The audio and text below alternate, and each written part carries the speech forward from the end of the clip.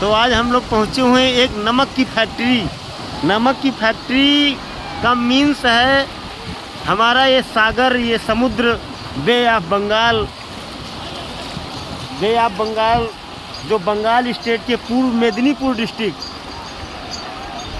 में पर्यटन के रूप में विकसित दीघा बीच, जहाँ पे हमारे देख सकते हैं सारे पर्यटन कर्मी या और एंजॉय लेने वाले। ये जो समुद्र की लहरें आती हैं, ये हमने ऐसे नहीं बोला कि समुद्र की नमक की फैक्ट्री, इन लहरों में ही नमक है। और इसको हम ऐसे अगर टेस्ट करते हैं ना, तो ये पूरा नमकीन की तरह लगता है, पूरा नमक है। पहली बार है दोस्तों किसी समुद्र के किनारे पहुंचने का, जो एक सुखद अनुभव प्राप्त हो रहा है, उसको हम बयां नहीं कर सकते। देखिए हमारे पीछे लहरें आ रही हैं छोटी छोटी।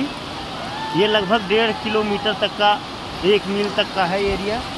जहाँ से ऊंची लहरें आती हैं हमारे यहाँ तक पहुँचते पहुँचते इनका कम हो जाता है, उथला हुआ ज़मीन, इसलिए इनकी लहर जो इंटेंसिटी होती है वो कम हो जाती है।